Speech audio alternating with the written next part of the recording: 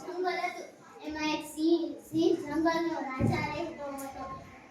તે રાજા એક દિવસ બધા પ્રાણીઓને ખાવા માંગતો હતો.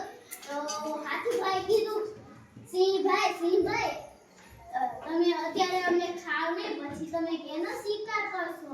તમે કોને ખાશો? તો સિંહને વિચાર આવ્યો, હા આ વાત તો સાચી છે, પછી હું કેને ખાઈશ? તો પછી સિંહભાઈ કીધું, તો એક કરીને બધાનો વાર તમે બધા મારી પાસે આવજો, હું બધાને એક દિવસ ખાઈશ. તો પહેલે દિવસે સસલાભાઈનો વાર આવ્યો. સસલાભાઈ કહે, સિંહ રાજા તમારા જેવો એક બીજો સિંહ આવ્યો છે. તો સિંહ ગુસ્સે થઈને બોલ્યો, ક્યાં છે મારા જેવો સિંહ?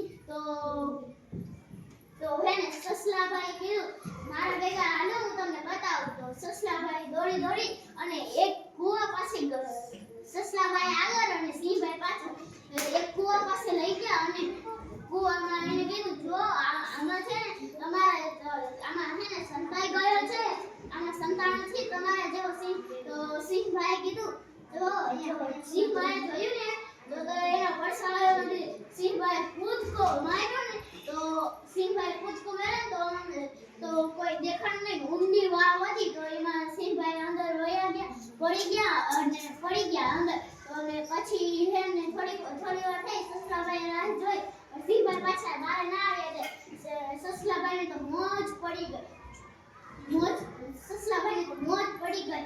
અને સસલાભાઈ દોડતા જંગલમાં આવ્યા. બધા પ્રાણીઓને બૂમો પાડી બોલાવ્યા. બધા પ્રાણીઓ ભેગા થઈને કહ્યું, સસલાભાઈ તમે તો સિંહ પાણીને ગયા હતા ને, તો તમે સિંહ તમને ખાઈ ના ગયો. સિંહ તમને ખાઈ ન ગયો તો પછી સસલાભાઈ કીધું કે હેને મેં સિંહને એક કૂવામાં દેખાડ્યો, તો સિંહનો પડછાયો એમાં અંદર પડ્યો ને, તો સિંહભાઈએ ઠેકડો માર્યો કૂવામાં, એટલે સિંહભાઈ તો મરી ગયા. તો કોઈ પ્રાણી માનતા સસલાનો કોઈ માન્યા નહીં, કોઈ પ્રાણી ના માન્યા. પછી હાથી થઈ ગયા ને, તો પછી ખબર પડી સિંહ આખું જંગલ જોઈ લીધું, પછી ક્યાંય સિંહ મળ્યો નહીં ને, એટલે હેને પછી બધા પ્રાણીઓ કીધું, વાહ તાળી બજાવી, વાહ સસલાભાઈ તમે તો સાચું કહેતા હતા. પછી સસલાભાઈને તાળી બજાવી. પછી એક મસ્ત સુંદર ઘર